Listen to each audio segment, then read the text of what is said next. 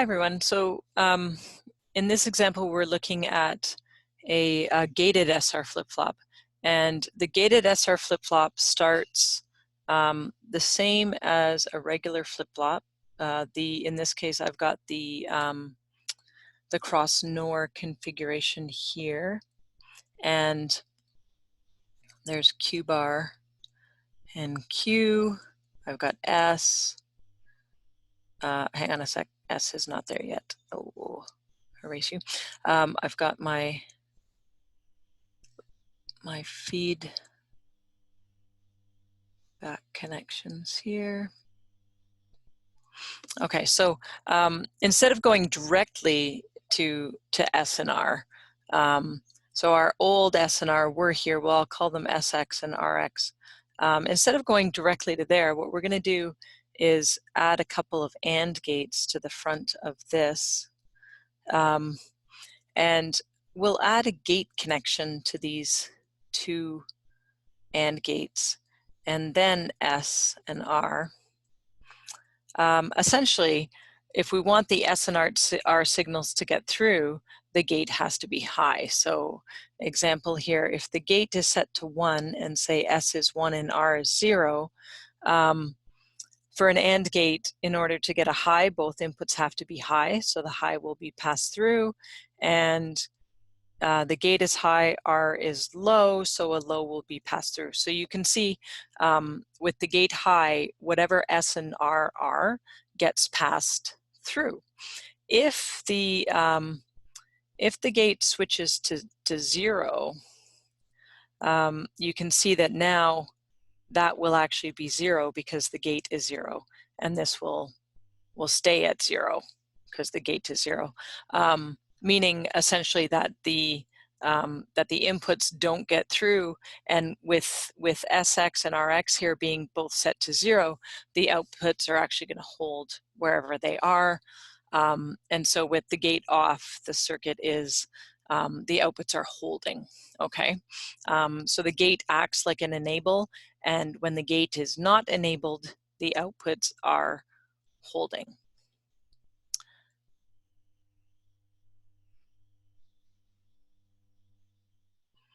So let's look at a little example of that.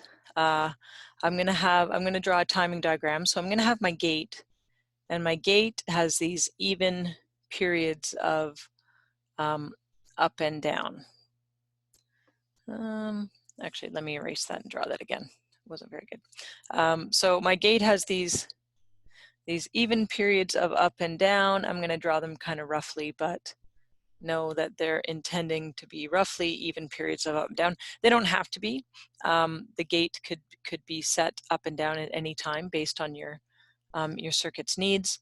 I have my input S, so I'm just going to give it some values here. And I have my input R, so I will give it some values.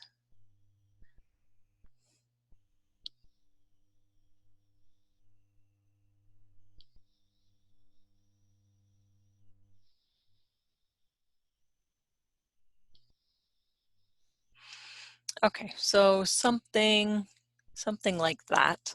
And then I want to show what the output Q is doing. That's what I want to show. Now, before I do that, I'm going to do what I did in the previous example, where I'm going to look for the regions of change. But knowing that, first looking at the gate regions, knowing that the output is only going to change when the gate is high. So when the gate is low, no matter what is happening with S and R, this is going to be the hold states because the gate is low. Okay, so I don't even have to consider what S and R are during those states. And then I will, maybe with a different color pen here, I will mark off these points here. And I don't really need to mark them off when the input is low, actually, so I'll just erase that. But I do want to show here that I kind of have 3 separate sections there, okay? And so when the gate is low, these are all,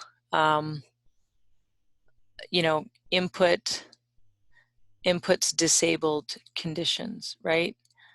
So the inputs are disabled, essentially, SNR are not getting through, and the outputs are held. Actually, let me not write that there because I'll interfere with my Q diagram, but I'll just make a note above that during these hold times, the inputs are disabled. Okay, sideways note there. So in the other cases, here we have a set condition. So Q is going to start off high. And then we have a 0, 0 condition here, which is going to be a hold. And then we go into the input disabled condition, which acts also like a hold. Then we've got a 0, 1, which is reset, and then another hold, and then holding because the inputs are disabled. And then still holding because we're still at 0, 0. Then we get a set.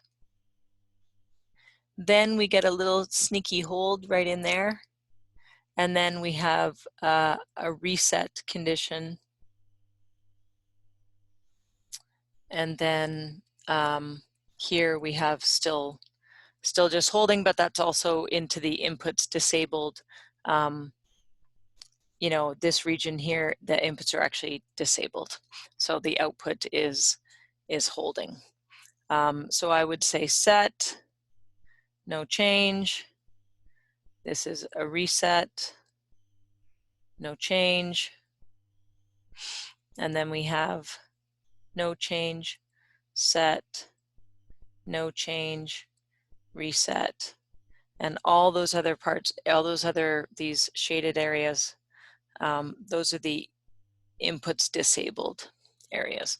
Okay, so if I trace over